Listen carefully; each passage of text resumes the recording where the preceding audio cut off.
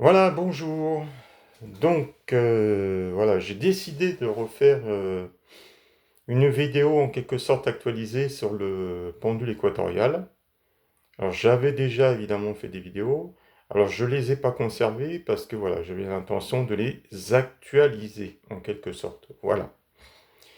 Alors pourquoi j'ai voulu actualiser? Tout simplement parce que il y a un radiesthésiste français qui a mis au point un nouveau pendule équatorial. Voilà. Qui est plus gros que son petit frère. Tout simplement parce qu'à l'intérieur, il y a une pile radiesthésique qui, d'après ses dires, augmente la fréquence d'émission de ce pendule, du pendule équatorial. Donc, voilà. Alors, je vais faire un récapitulatif de ce qu'est un pendule équatorial, à quoi ça peut servir.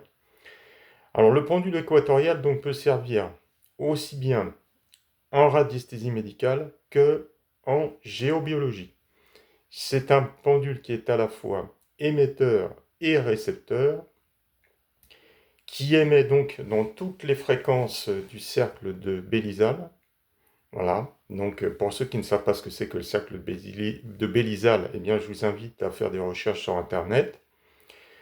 Donc, ce pendule est doté d'une bague coulissante, n'est-ce pas, qui permet de régler le pendule dans différentes couleurs radiesthésiques, donc de travailler avec plusieurs fréquences différentes avec un seul pendule en fait. Et c'est tout l'intérêt de ce pendule. En fin de compte, c'est comme un couteau suisse quelque part. Alors, je rappelle qu'il est possible de travailler en fréquence magnétique, donc positive, et en fréquence électrique, dite négative. Alors, il est évident que lorsqu'on travaille avec des fréquences électriques, on ne travaille qu'en réception et non pas en émission de fréquences. Voilà. Bon, ça c'était pour rappeler un peu les propriétés du pendule. Alors, pour aller plus loin, donc je vais de nouveau exposer brièvement les propriétés de certaines couleurs radiesthésiques. Je ne vais pas faire le tour de tout. À savoir que le jaune magnétique est utilisé pour revitaliser, en fait, hein, souvent des personnes qui sont fatiguées, tout simplement. On va utiliser le cyan et le bleu pour tout ce qui est du domaine des névralgies, enfin tout ce qui est en lien avec tout ce qui est nerveux, neurologique, enfin bref. Après, tout pour le reste, eh bien, le pendule équatorial peut être également utilisé pour tout ce qui est du domaine des brûlures, par exemple. Alors là, on va travailler avec du rouge magnétique. Si on souhaite apaiser une personne qui serait bon, pas bien moralement, alors là, on va travailler plutôt avec du magenta magnétique. Et pour ce qui est des douleurs, ça serait plutôt du pourpre magnétique. Oui, parce qu'en fait, il y a deux sortes de pendules équatoriales en plus de ça j'ai oublié de le préciser. Il y en a un qui comporte 24 couleurs, qui est suffisant pour travailler en géobiologie. Et il y en a un autre qui comporte 36 couleurs, qui lui peut être utilisé à la fois en géobiologie et en radiesthésie médicale. Ce qui est le cas de celui-ci qui comporte donc 36 couleurs. Donc voilà. Alors j'ai voulu tester évidemment les propriétés de ce pendule, parce que comme je l'avais dit dans une précédente vidéo, c'est facile de faire des affirmations. On en fait dans plein de domaines, dans le domaine des pratiques énergétiques. On affirme mille et une choses, mais seulement, à un moment donné, il faut vérifier toutes les informations qui sont répandues comme ça à gauche et à droite, que l'on peut également trouver dans différents livres. Oui, ça c'est bien joli, mais ça reste théorique en fait. La réalité, c'est la pratique. Donc voilà, j'ai vérifié. Alors, à savoir que j'utilise principalement, en tout cas en ce qui me concerne, ce pendule pour le travail à distance. Voilà. Donc, j'ai travaillé sur plusieurs personnes à distance avec ce nouveau pendule équatorial là, coucou. Et voici enfin mes conclusions après des mois d'attente. Eh bien oui, apparemment, ouais, ça marche quand même. Voilà.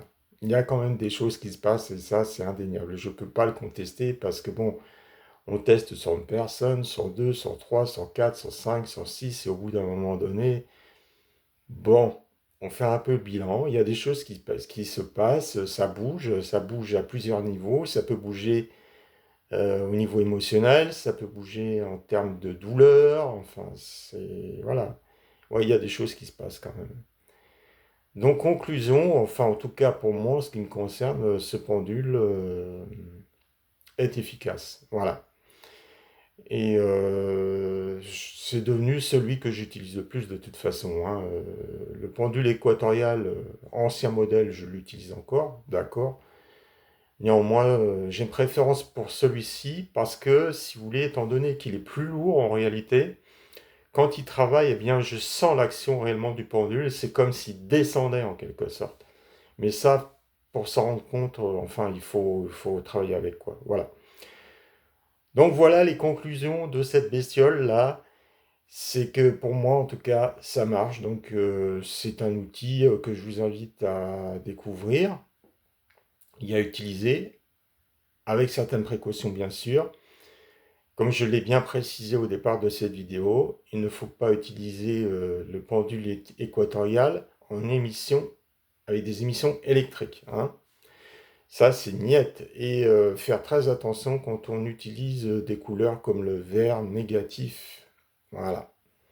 C'est une fréquence à manier avec précaution. Il y a bien des radiesthésistes qui en parlent d'ailleurs. Bon, il y a d'autres fréquences hein, qui sont de musique comme le noir électrique. Enfin bref. Voilà. Faut quand même faire attention. Il y a des fréquences qui sont quand même nuisibles. Et voilà. C'est un outil donc à travailler, voilà, et à découvrir tranquillement, avec prudence. Faut pas s'affoler, faut prendre son temps. Il faut prendre le temps de bien étudier la radiesthésie de manière détaillée, essayer de trouver des ouvrages, et il n'y en a pas beaucoup malheureusement, qui traitent du pendule équatorial.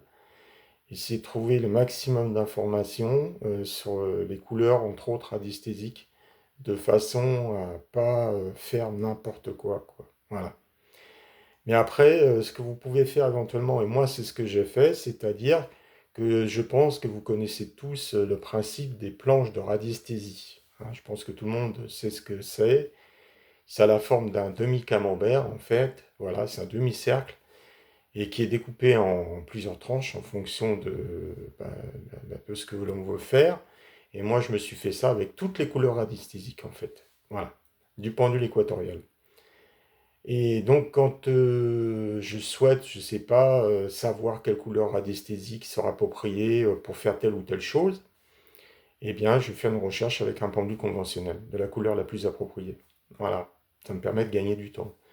Ça peut être pareil pour des pathologies, pour des médicaments, ça aussi également, hein. Il n'y a pas longtemps, voilà, j'avais besoin de faire une recherche sur la cortisone. Et donc, j'ai cherché la fréquence qui correspond à la cortisone. Il s'est avéré que j'avais une dame qui ne pouvait pas prendre ce médicament.